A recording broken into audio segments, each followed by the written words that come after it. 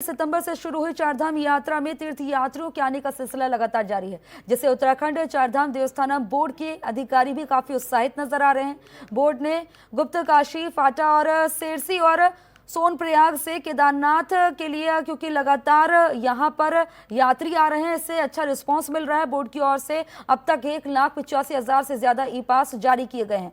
Board के मुख्य कार्यकारी अधिकारी रविनाथ रमन का कहना है कि बोर्ड चारों धाम में न्यासी और हुकूकधारियों के सहयोग के लिए अधिकारियों और कर्मचारियों की तैनाती कर रहा है, जहां देवस्थानम प्रबंधन बोर्ड ने अधिनियम के तहत हक हुकूकधारियों के सभी हित सुरक्षित रखे हैं। देखिए, सितंबर के बाद से ये जो यात्रा है उसमें काफ़ी अच्छा उसमें रिस्पांस आया है। काफ़ी लोगों के उसमें नंबर्स भी बढ़े हैं, फुटफॉल बढ़ा है। और चूंकि इसमें अब जो अनलॉक 5 है उसके बाद भारत सरकार ने भी काफ़ी रिलैक्स कर दिया है, तो राज्य सरकार ने भी उसी के क्रम में रिलैक्स किया है। तो अभी जो पहले एक पास की आवश्यकता होती थी, अब वो नहीं है, अब केवल रजिस्ट्रेशन करना होता है। तो जो भी व्यक्ति कहीं से भी आ रहे हैं, अब वो केवल रजिस्ट्रेशन करते हैं, अपना रजिस्ट्रेशन करके वहाँ पर पहुँच जा सकते हैं। क्योंकि अब लगातार तीर्थ यात्रियों के आने का सिलसिला जारी है, तो ऐसे भी देवस्थानम बोर्ड के कर्मचारियों में भी काफी खुशी देखी जा रही है।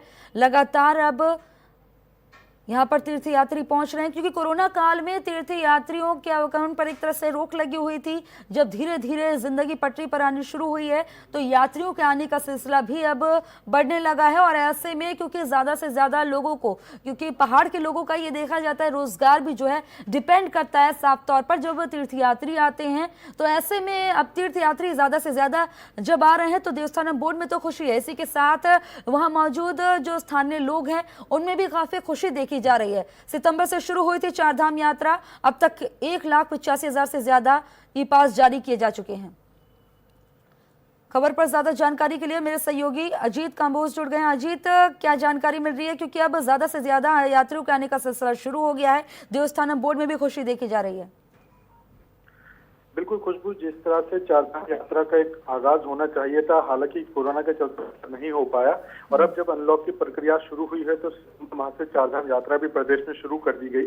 शुरू में केवल उत्तराखंड वासियों के लिए यात्रा को खोला गया था, लेकिन अब जब अनलॉक 5 की प्रक्रिया शुरू हुई है तो ऐसे में देश भर से कोई भी तीर्थयात्री उत्तराखंड में चारधाम यात्रा पर आकर यहाँ से दर्शन कर सकता है। तो इस कहीं न कहीं एक रफ्तार पकड़ी है चारधाम यात्रा में। और जिस तरह की जानकारी सीधे जो सीईओ चारधाम यात्रा देवस्थानम बोर्ड के हैं रविनाथ रमन जी, उन्होंने साफ तौर पर ये बात कही है कि किस तरह से सितंबर के बाद यात्रा शुरू हुई और अब यात्रा प्रभावित करने लगी है। लगभग 1 लाख से ज्यादा तीर्थयात्री अभी तक चारों धाम के दर्शन कर चुके हैं। तो कहीं ना कहीं ये बड़ी पहल है कि कोरोना काल में भी इतने ज्यादा श्रद्धालुओं ने उत्तराखंड आकर चारधाम यात्रा पर दर्शन किए हैं। तो कहीं ना कहीं इसका खासा फायदा बोर्ड को भी मिलेगा। और अगर सभी को ठीक रहता है तो अगले साल जब यात्रा का विधिवत संचालन होगा तो जो इस साल का अनुभव होगा, इसको देखते हुए यात्रा और बेहतर तरीके से संचालित करने की चारधाम देवस्थानम बोर्ड कोशिश करेगा। अजीत, साफ तौर पर देखा जाए और देवस्थानम बोर्ड को तो इससे कहीं ना कहीं फायदा मिलेगा, लेकिन जो स्थानीय लोग हैं वो भी काफी उत्साहित नजर आ रहे हैं, क्योंकि पहाड़ के जो लोग हैं उनका ये डिपेंड करती है जीवन आगे कैसे व्यतीत करें, किस तरह से उनके पास रोजगार मिले जब तीर्थ यात्री आते हैं, जो सैलानी आते हैं। बिल्कुल, अगर चारों धाम की बात की जाए तो इनके रास्ते पर पड़ने वाले रेस्टोरेंट, होटल, लॉज वगैरह सभी चारधाम यात्रा में आने वाले यात्रियों पर ही डिपेंड होते हैं।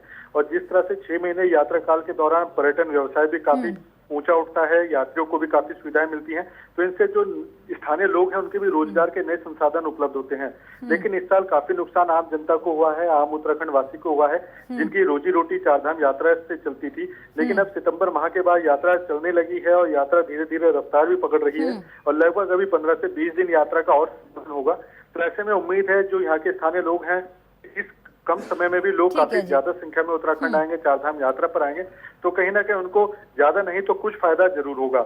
जी, अजीत कांबोज, खबर पर जानकारी देने के लिए आपका बहुत बहुत शुक्रिया।